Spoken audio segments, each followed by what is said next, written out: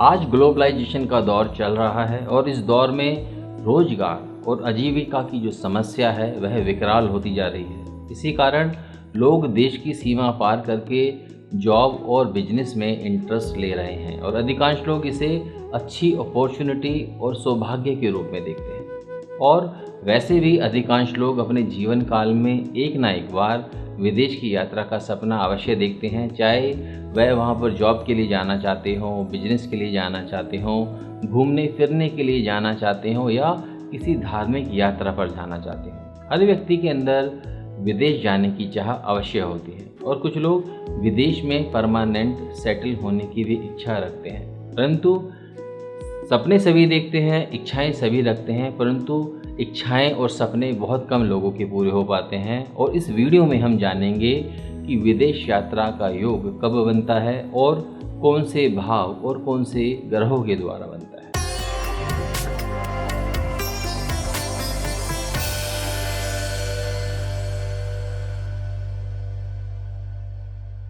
आइए अब जानते हैं कि ज्योतिष के अनुसार लोगों का विदेश यात्रा का योग कब और कैसे बनता है।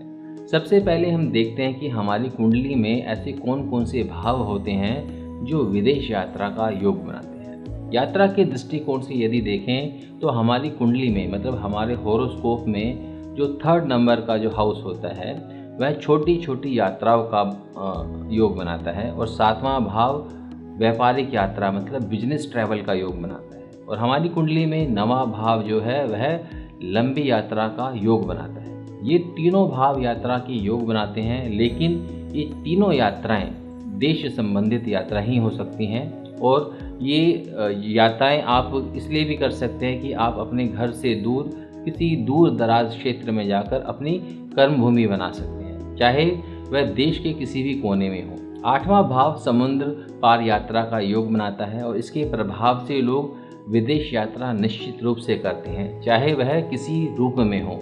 आप चाहे जॉब के लिए जाएं, बिजनेस के लिए जाएं, चाहे हनीमून के लिए जाएं। वहीं 12वां भाव विदेश में सेटल होने का योग बनाता है, अर्थात इस भाव के कारण जातक का विदेश में ही बस जाने का योग बनता है। इस प्रकार 8वां और 12वां भाव विदेश में नौकरी व्यवसाय करने के साथ साथ वहाँ पर स्थायी रूप से बस जाने का योग भी बनाते हैं। किंतु लगन भाव मतलब एसेंडेंट जो 1st हाउस होता है कुंडली में और साथ में 4था भाव भी बहुत ज़्यादा इम्पोर्टेंट है, क्योंकि लगन समय का होता है और यात्रा तो हमें खुद को करनी है। तो वहीं 4था भाव जो है वह घर, निवास और मातृभूमि का भाव होता है और जब तक 4था भाव अपने निवास से आपको अलग नहीं करेगा तब तक ये योग कैसे बनेगा। तो इसलिए ये दोनों भाव बहुत ज़्यादा इम्पोर्टेंट हैं और विदेश यात्रा के ऊपर विचार करते समय इन दोनों भावों का विचार करना भी परम आवश्यक है।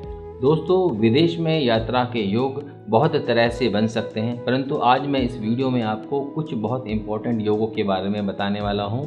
और सबसे पहले हम ये जान लेते हैं कि विदेश यात्रा का योग पाप ग्रह राहु, केतु और शनि आदि से बनते हैं। जब जन्म भूमि के भाव अर्थात 4थे भाव में अलगाववादी ग्रह सूर्य, शनि, राहु, केतु या शनि उपस्थित हों तो मातृभूमि से अलगाव का योग बनता है और जब तक मातृभूमि से अलगाव का योग नहीं बनेगा तब तक विदेश यात्रा संभव नहीं है। तो ये योग बनना परम आवश्यक है।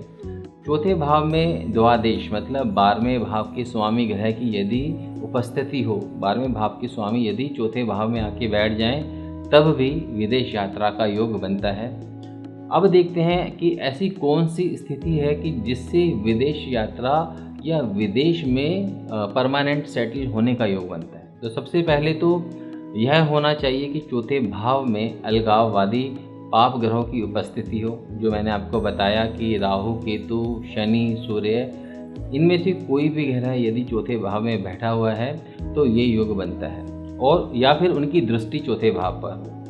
4थे भाव में द्वादश मतलब जो 12वें भाव का जो स्वामी है यदि वह 4थे भाव में बैठ गया है तब भी यात्रा का प्रबल योग बनता है। और जब लग्नेश और द्वादश या द्वादश लगन पर आपस में परिवर्तन हो मतलब कि राशि परिवर्तन योग हो तो तब भी विदेश यात्रा का बहुत अच्छा योग बनता है। और जब 12वें भाव का स्वामी केंद्र अर्थात लगन चौथे, सातवें या 10वें भाव में स्थित हो या त्रिकोण में लगन 5वें या 9वें भाव में स्थित हो, तब भी विदेश यात्रा का बहुत सुंदर योग बनता है।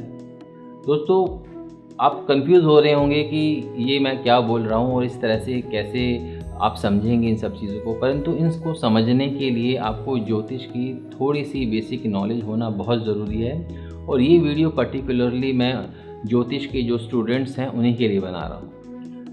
दोस्तों, जब राहु 8वें भाव में स्थित हो या अष्टमेश 10वें भाव में स्थित हो, तब विदेश में व्यवसाय करने का या नौकरी करने का योग बनता है। और ऐसे ही जब चंद्रमा 6ठे, 10वें या 12वें भाव में स्थित हो, तब विदेश यात्रा का योग बनता है। अब एक योग और हम लेते हैं, जब लग्नेश चौथे या 12वें भाव में स्थित हो, तो विदेश में वास का बहुत प्रबल योग बनता है। मतलब आप विदेश में सेटल हो सकते हैं, वहाँ पर परमानेंटली आप बस सकते हैं। इस योग में जातक विदेश में बहुत आसानी से बस जाता है। और जब दशमेश 12वें और द्वादश 10वें भाव में हो, मतलब 10वें भाव का जो स्वामी है या तो वह 12वें भाव में हो या 12वें भाव का स्वामी 10वें भाव में हो, तो व्यक्ति विदेश में जाता है और वहाँ पर व्यवसाय कर सकता है। और जब भाग्येश अर्थात 9वें घर में स्थित राशि का जो स्वामी है, अगर वह 12वें भाव में आ जाए या इसके उलट